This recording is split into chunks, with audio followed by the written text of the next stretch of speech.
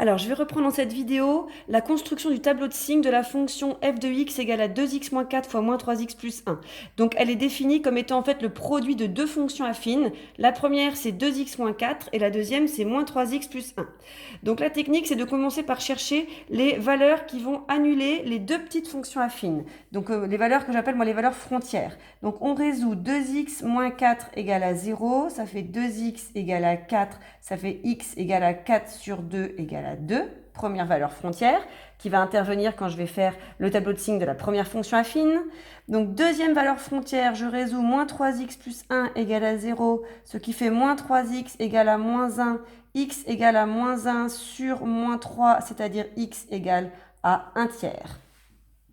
Donc là, ces deux valeurs étant calculées, je vais pouvoir directement passer au tableau de signes. Donc sur la première ligne, vous placez les x qui vont donc de moins l'infini à plus l'infini et on y place les deux valeurs frontières ordonnées. Donc il faut absolument respecter l'ordre. Là, c'est 1 tiers qui est plus petit que 2. Ensuite, vous préparez des cases. Donc, hop, on trace ici au niveau des deux valeurs frontières. Et sur la première ligne, on va placer le signe du premier facteur. Deuxième ligne, le signe du deuxième facteur. Et sur la troisième ligne, on fera le produit des deux. Alors, première ligne, 2x moins 4. Elle s'annule, on le voit ici, en 2. Donc, je commence par placer le 0. Et après, je visualise vraiment cette ligne-là, j'oublie le reste.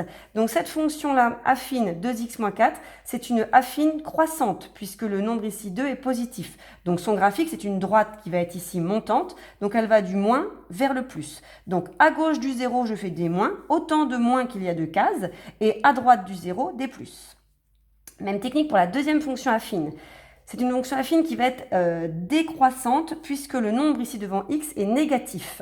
Donc je place son 0 à 1 tiers et tout ce qui est avant va donc être positif et à droite va être négatif puisque cette fonction affine, elle, donc, va du plus vers le moins. Donc j'ai construit ces deux lignes-là indépendamment l'une par rapport à l'autre. Ligne 4, ligne qui donne le signe de f de x. Donc pour l'intervalle moins l'infini, 1 tiers. Le premier facteur est négatif, le deuxième est positif. Donc par la règle des signes, on sait que ici, la fonction f va être positive. Moins par plus, moins. En 1 tiers même, j'ai un facteur qui fait ce qu'il veut, on ne sait pas, et le deuxième qui fait 0. Donc je suis sûre que f fera 0 puisque 0 fois n'importe quoi fait 0. Ensuite, entre 1 tiers et 2, le premier facteur est négatif et le deuxième facteur est négatif. Donc la fonction f sera positive puisque moins par moins donne plus. En 2 piles, le premier facteur fait 0 et le deuxième fait ce qu'il veut. Donc le produit fera bien 0, 2 fois n'importe quoi va faire 0. Et pour terminer, entre 2 plus et plus l'infini, le premier facteur est positif, le deuxième est négatif, donc la fonction f sera négative. Donc voilà, donc là ça constitue le tableau de signes de la fonction f. Alors avec la calculatrice, vous pouvez maintenant faire apparaître un graphique.